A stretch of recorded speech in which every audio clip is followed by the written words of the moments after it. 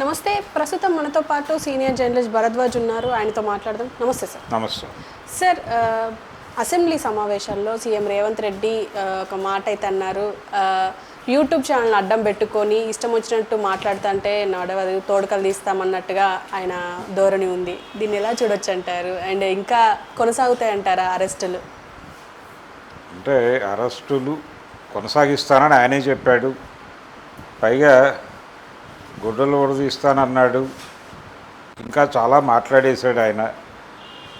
ఇప్పుడు ఆయన మాట్లాడిన మాటలు మాట్లాడితే మళ్ళీ ఆయన ఇబ్బంది పడేటువంటి ప్రమాదం ఉండొచ్చు. అందుకని అంటే తను మేం చేసేది శృంగారం అన్న పద్ధతిలో వ్యవహరిస్తున్నాడు ఆయన. ఆయన అసెంబ్లీలో వాడుతున్నటువంటి భాష కూడా కొంచెం హద్దులు దాటి మాట్లాడుతున్నటువంటి పరిస్థితి కనిపిస్తుంది. అంటే ఆయన కేసీఆర్ని ఉద్దేశించి అన్నా, కేటీఆర్ని ఉద్దేశించి అన్నా, ఎవరిని ఉద్దేశించి అన్నా కానీ పరిధి దాటి మాట్లాడటం అనేది చాలా సందర్భాల్లో కనిపిస్తుంది. ఆయన బహిరంగ వేదికల మీద మాట్లాడేటప్పుడు కూడా కొంచెం దూకుడుగానే మాట్లాడుతున్నాడు, అగ్రెసివ్గా. ఇదే అగ్రెసివ్నెస్తో అవతల వాళ్ళు వ్యవహరించినప్పుడు కొంత ఇబ్బంది పడుతున్నాడు ఆయన. అంటే మనం చేసేది విమర్శ, అవతల వాళ్ళు చేసేది కువిమర్శ అన్నట్టుగా వెళ్తున్నాడు. అయితే ఆయన మెన్షన్ చేసినటువంటి ఈరోజు అసెంబ్లీలో ఆయన మాట్లాడిన విషయాల్లో వాల్యుబుల్ టాపిక్ ఏంటంటే పర్సనల్ ఏరియాకి వెళ్ళి మాట్లాడుతున్నారు. అంటే వ్యక్తిగత జీవితంలోకి వెళ్ళి కుటుంబ సభ్యులకి సంబంధించి, వారి నేపథ్యానికి సంబంధించి మీడియాలో మాట్లాడటం అనేది ఖచ్చితంగా అది ఇబ్బందికరమైనటువంటి అంశమే.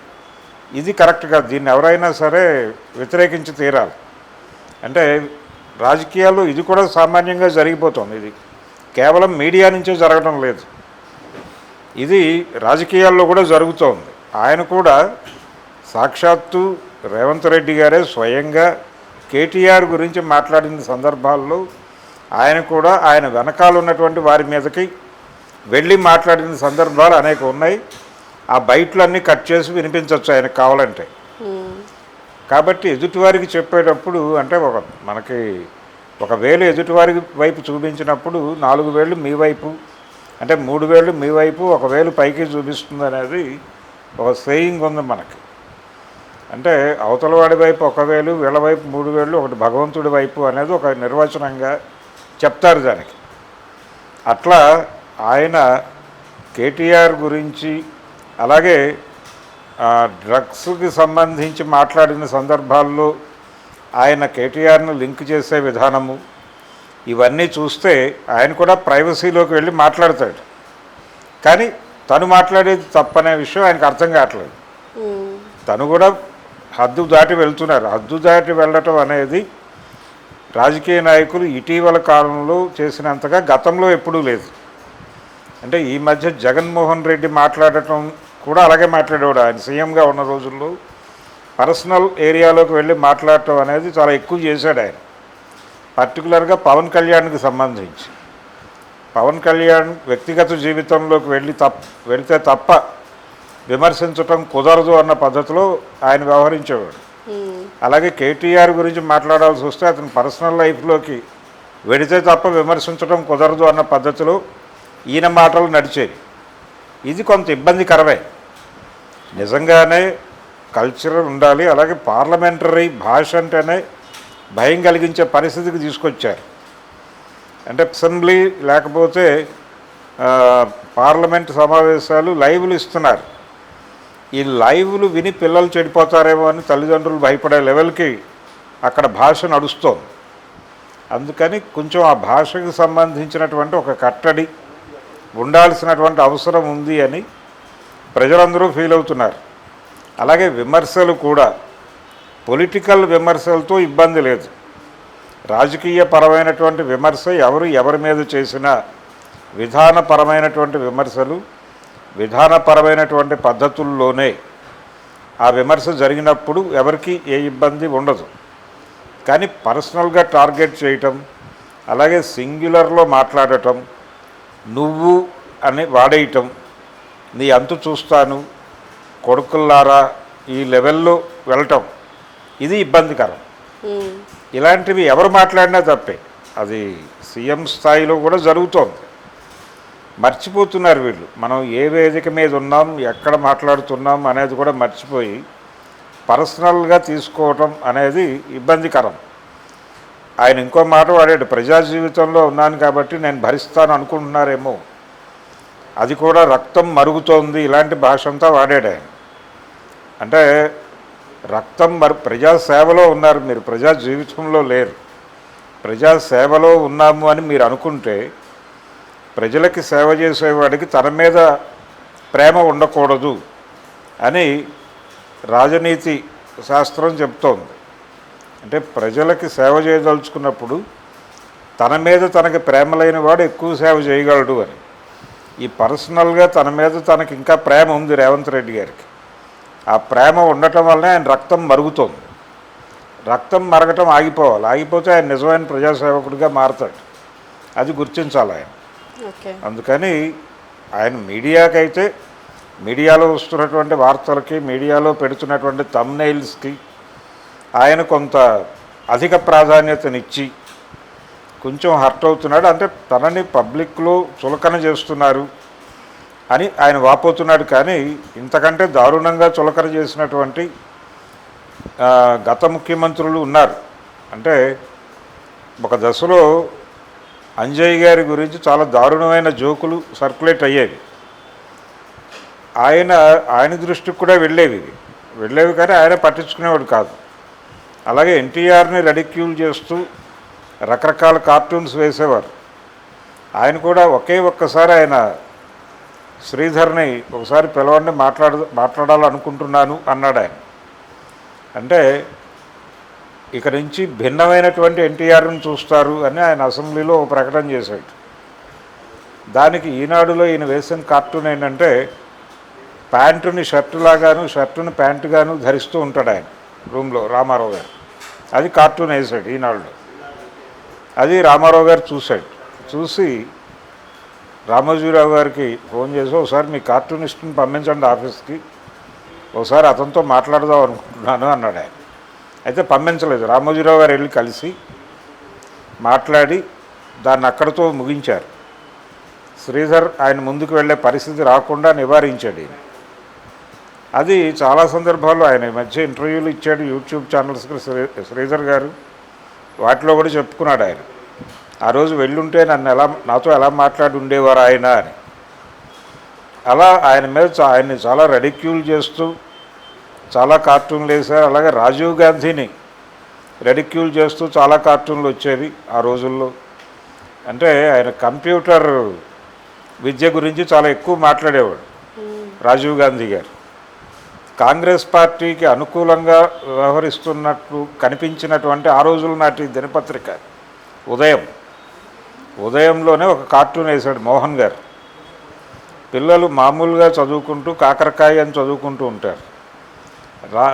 రాజీవ్ గాంధీ గారు ఆ పిల్లల్లో ఒక పిల్లాడిని తీసుకెళ్ళి అతని తల కంప్యూటర్లో పెట్టి బయటకు తీస్తాడు.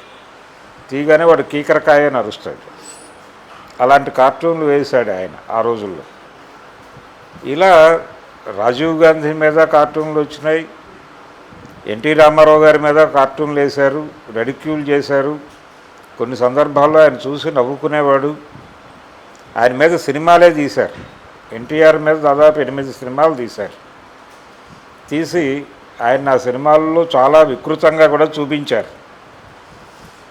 చూపించిన సందర్భంలో కూడా ఆయన ఏమీ నొచ్చుకోలేదు. ఆ సినిమా నిర్మాత ఎప్పుడో ఏదో ఫంక్షన్లో ఎదురైతే డబ్బులు వస్తున్నాయా, నష్టపోతున్నారా, అనవసరంగా నన్ను తిట్టి మీరు నష్టపోవద్దు, డబ్బులు వస్తే తిట్టండి, తప్పు లేదని చెప్పాడట. ఆ లెవెల్లో ఉండేది రిలేషన్స్. అలాగే విషయాన్ని విమర్శను తీసుకునే పద్ధతి. ఒక్కసారి పెద్దల గలభ అని ఈనాడులో సంపాదకీయానికి పెట్టినటువంటి ఒక హెడ్డింగ్ మీద కొంచెం సీరియస్ అయింది స్టేట్ గవర్నమెంట్. అది కూడా రామారావు గారి టైంలో. అంతకు మించి ఎప్పుడు మీడియా మీద దారుణంగా రియాక్ట్ అవ్వటం అలాంటివి ఎప్పుడూ జరగలేదు. కానీ మొదటిసారి ఓ జర్నలిస్ట్ని అరెస్ట్ చేయటం అనేది చూసాం రేవంత్ రెడ్డి గారి.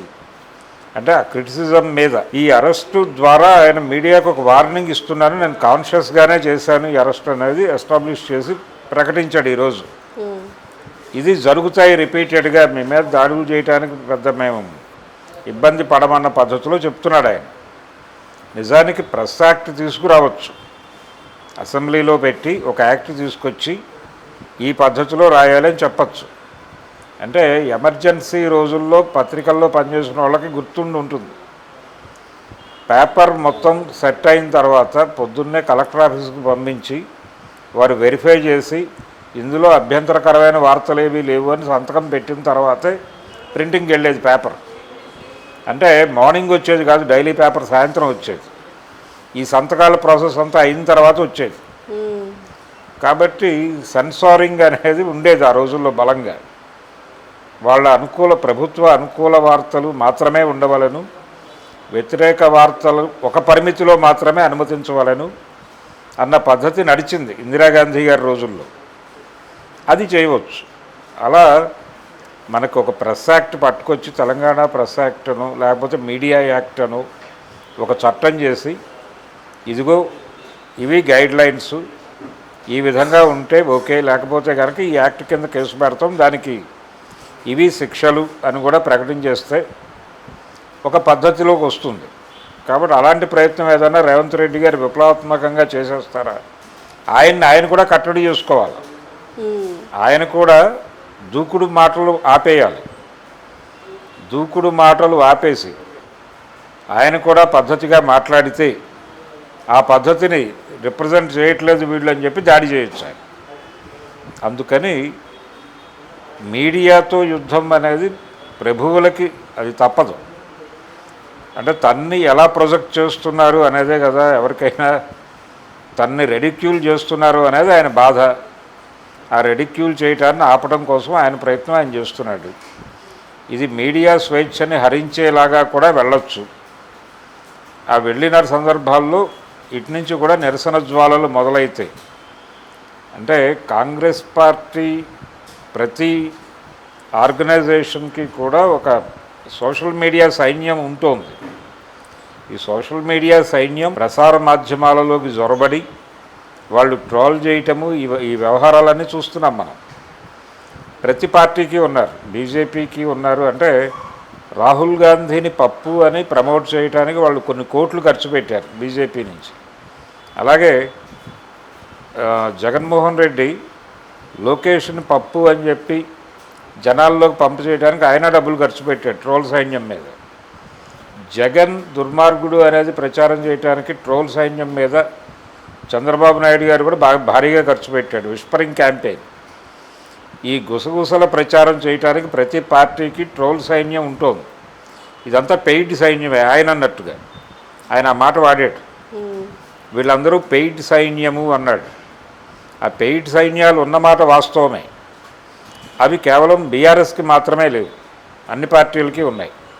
అన్ని పార్టీల వైపు నుంచి నడుస్తున్నటువంటి ట్రోల్స్ చూస్తే ఈ విషయం అర్థమవుతుంది. అందుకని రేవంత్ రెడ్డి గారు ఇంకొంచెం సమగ్రంగా ఆలోచించి ఒక చట్టపరమైనటువంటి ఒక విధానాన్ని రూపొందిస్తే ఎవరికి అభ్యంతరాలు ఉండవు. అది చేయటం బెటర్. అది చేసేసి ఇంకా ఎవరి గురించి రాస్తే మేము ఊరుకోము అని సెన్సారింగ్ కూడా పెట్టండి. మీడియాకి సెన్సార్ పెట్టేసి చేసిన వీడియో తీసుకెళ్ళి అక్కడ వాళ్ళకి చూపించి, ఆ కన్సర్న్ ఆఫీసర్కి చూపించి వారు అప్రూవ్ చేసిన తర్వాత మాత్రమే అప్లోడ్ చేయాలి అని ఒక చట్టం చేసేస్తే ప్రపంచం ఏమైపోతుందో అప్పుడు ఆలోచించవచ్చు. Okay sir, thank you.